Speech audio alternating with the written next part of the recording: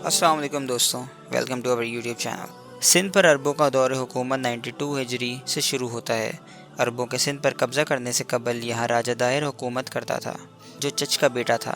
چچ تاریخ سندھ کا ایک اہم کردار تصور کیا جاتا ہے۔ چچ کی پوری زندگی چالاکی، عیاری اور بے وفائی سے بھرپور ہے۔ اس نے اپنے ہی موسن راجہ رائے ساہند سے بے وفائی کی اور اس کی ایک خوبصورت رانی سونہن دیوی کو ورغلا کر اس کی مدد سے سندھ کی حکومت پر قبضہ کر لیا اور پھر سونہن دیوی سے شادی رچا لی۔ راجہ داہر، اس کا بھائی دہر سینا اور بہن مائی سونہن ہی کے بطن سے پیدا ہوئے تھے۔ راجہ داہر کو ایک خود غرض حکمران کہا جاتا تھا۔ وہ اپنے تاج و تخت سے اس طرح چمٹا ہوا تھا کہ اس سے جدا ہونے کا تصور بھی نہیں کر سکتا تھا۔ جب سندھ کے نجومیوں نے پیش گوئی کی کہ علم نجوم کے مطابق اس کی حکومت کا خاتمہ ہونے والا ہے اور اب سندھ کا راجہ وہ شخص ہوگا جو داہر کی بہن مائی سے شادی کرے گا، تو داہر نے اپنے تاج و تخت کو بچانے کے لیے اپنی سگی بہن مائی سے بھی شادی کرنے میں ذرا تاخیر نہ کی۔ مسلمانوں نے خلفائے راشدین کے زمانے سے ہی بر صغیر پر حملے شروع کر دیے تھے اور مکران و قلات، جو اس وقت علیحدہ ملک تھے، مسلمانوں کے قبضے میں آ چکے تھے۔ سندھی حکمران مسلمانوں کی فتوحات سے خائف ہو کر اکثر ان کے خلاف سازشیں کرتے رہتے تھے۔ انہوں نے مکران اور قلات پر قبضے کے وقت بھی مسلمانوں کے خلاف مکران اور قلات کے سابق حکمرانوں کی مدد کی تھی۔ پھر اس سے قبل ایران پر مسلمانوں کی فتح کے وقت بھی سندھی حکمرانوں کا یہی رویہ تھا۔ بدقسمتی سے سندھی حکمران کا اپنی رعایا کے ساتھ بھی رویہ نہایت ظالمانہ اور جابرانہ تھا۔ چنانچہ سندھ کے عوام اپنے حکمران سے سخت نالاں تھے اور ہر قیمت پر ان سے نجات حاصل کرنے کے خواہاں تھے۔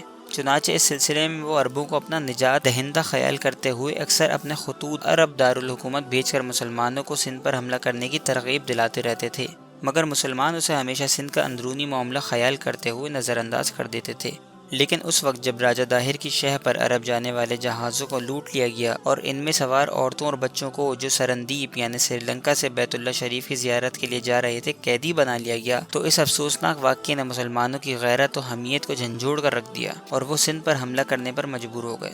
چنانچہ سب سے پہلے حضرت عبداللہ بن نصیبان اور پھر حضرت بدیل بن تحفہ بجلی کی سرکردگی سے سندھ پر حملہ کیے گئے، مگر یہ دونوں حملے ناکام رہے۔ ان حملوں نے ناکامی کے بعد محمد بن قاسم کی کمان میں 92 ہجری میں سندھ پر حملہ کیا گیا۔ محمد بن قاسم حجاج بن یوسف کے چچا زاد بھائی اور داماد بھی تھے۔ محمد بن قاسم سندھ کی مہم میں ایک بہترین سپہ سالار ثابت ہوئے۔ انہوں نے پہلے دیبل اور پھر پورے سندھ پر قبضہ کر لیا۔ حجاج بن یوسف نے محمد بن قاسم کو سندھ کی کامیاب مہم جوئی کے اعتراف میں انہیں سندھ کا گورنر مقرر کر دیا۔ محمد بن قاسم نے سندھ میں اپنی گورنری کے دور میں اسلامی مساوات کے پیغام کو عام کیا اور تمدنی کارنامے انجام دیے۔ بحیثیت مجموعی، محمد بن قاسم کا دور سندھ کا ایک سنہری دور تھا جس میں عوام الناس کو امن و سکون حاصل تھا۔ 96 ہجری میں خلیفہ ولید بن عبد الملک کی وفات کے بعد اس کا بھائی سلیمان بن عبد الملک برسر اقتدار آیا۔ وہ حجاج بن یوسف کو اپنا دشمن مانتا تھا، چنانچہ اس نے اپنی پہلی فرصت میں محمد بن قاسم کو سندھ کی گورنری سے معزول کر دیا اور پابند سلاسل کر کے واسط کے قید خانے میں شہید کرا دیا۔ محمد بن قاسم کے حسن سلوک کی وجہ سے سندھ کی رعایا اسے دل و جان سے چاہنے لگی تھی۔ چنانچہ محمد بن قاسم کو سندھ کی گورنری سے معزول کر کے عرب بھیجا گیا تو سندھ کی رعایا اس کے لیے ایسے بلک بلک کر روتی تھی جیسے بچے اپنے باپ سے بچھڑ کر روتے ہیں، اور جب اسے شہید کر دیا گیا تو سندھ کی عوام کے لیے یہ غم ایک بار گراں ثابت ہوا۔ ہندوؤں نے محمد بن قاسم کی یاد میں شہر کیرج میں اس کا مجسمہ نصب کرایا تھا۔ سندھ میں عرب دور تقریباً 300 سال پر محیط رہا۔ محمد بن قاسم کی شہادت کے بعد بنو امیہ کی جانب سے سندھ میں مزید 10 گورنر مقرر کیے گئے اور بنو امیہ کے زوال کے بعد بنو عباس کی جانب سے سندھ میں 31 گورنر مقرر ہوئے۔ عبداللہ بن حباری سندھ میں آخری عرب گورنر ثابت ہوا اور یوں 401 ہجری میں سندھ میں عرب دور اختتام پذیر ہو گیا۔ اس کے بعد سندھ میں کئی خود مختار اسلامی حکومتیں آئیں اور 2 ہندو ریاستیں بھی قائم رہیں۔ تو دوستوں، امید ہے آپ کو تاریخ کا یہ پنہ بہت دلچسپ لگا ہوگا۔ ایسی اور ویڈیوز کے لیے ہمارے چینل کو سبسکرائب کریں اور لائک کرنا نہ بھولیں۔ تب تک کے لیے اللہ حافظ۔